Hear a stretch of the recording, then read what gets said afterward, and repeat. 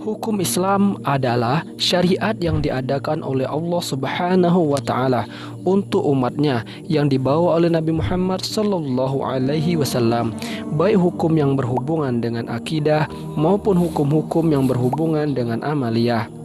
Hukum Islam harus diterapkan dalam kehidupan sehari-hari, karena jika tidak, maka akan banyak ditemukan perbedaan-perbedaan dalam beragama. Sumber hukum Islam yang pertama adalah Al-Quran.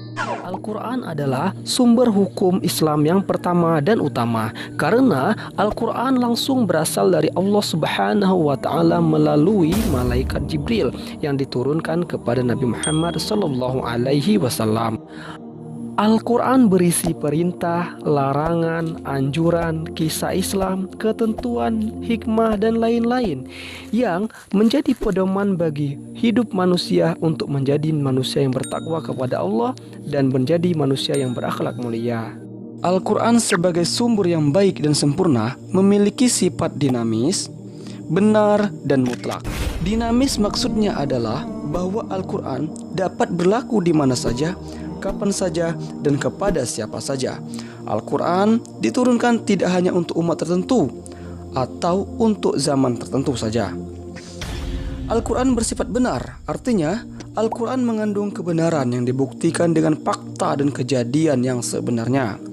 Sementara Al-Quran bersifat mutlak, artinya Al-Quran tidak diragukan lagi kebenarannya, serta tidak akan terbantahkan. Isi kandungan Al-Quran meliputi 5 hal, yaitu tauhid atau mengesahkan Allah, ibadah yaitu menjelaskan tentang cara beribadah kepada Allah, janji serta ancaman, jalan mencapai kebahagiaan dunia dan akhirat, serta kisah dan cerita. Dalam hal ini adalah kisah-kisah tentang orang-orang soleh dan orang-orang ingkar atau membangkang.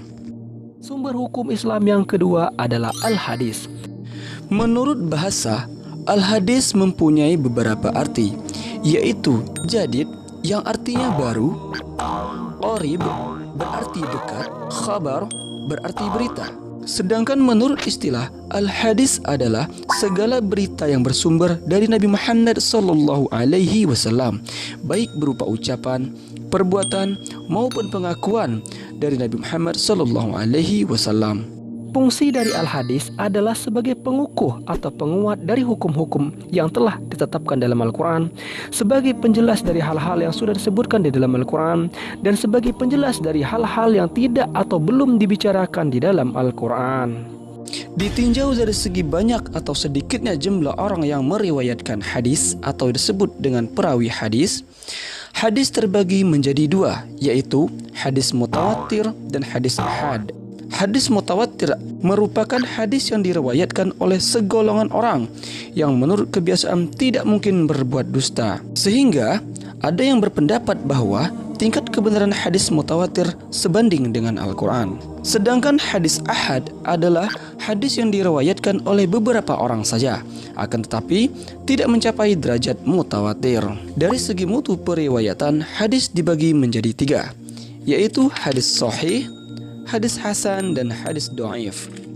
Hadis sahih merupakan hadis yang periwayatannya tidak terputus dari awal sampai akhir dan diriwayatkan oleh orang-orang yang adil dan teliti, sehingga hadis sahih ini bisa dijadikan hujjah atau dasar hukum Islam. Yang kedua adalah hadis hasan, merupakan hadis yang tidak terputus periwayatannya serta diriwayatkan oleh orang-orang yang adil namun kurang teliti, meskipun tidak mengandung keganjilan atau kecacatan. Hadis hasan juga bisa dijadikan sebagai hujjah. Selanjutnya adalah hadis dhaif. Hadis ini lemah, merupakan hadis yang ditinggalkan, sehingga hadis lemah tidak bisa dijadikan sebagai hujjah atau sebagai sumber hukum Islam. Sumber hukum Islam yang ketiga adalah ijma'. Ijma' adalah kesepakatan seluruh ulama kaum muslimin dalam suatu masa sesudah wafatnya Rasulullah Sallallahu Alaihi Wasallam. Karena jika Rasulullah Sallallahu Alaihi Wasallam masih hidup, ijma' tidak diperlukan karena Rasulullah langsung menjelaskan. Sumber hukum Islam yang terakhir adalah qiyas. Qiyas adalah penerapan aturan yang sudah ditetapkan oleh Al-Quran dan As-Sunnah atau ijma' terhadap kasus baru. Kias hanya bisa digunakan untuk menemukan hukum suatu masalah apabila jawabannya tidak ada dalam Al-Quran, As-Sunnah, atau Ijma'. Contohnya adalah hukum narkoba yang disamakan dengan hukum khamar atau minuman keras yang sama-sama merusak pikiran dan akal manusia.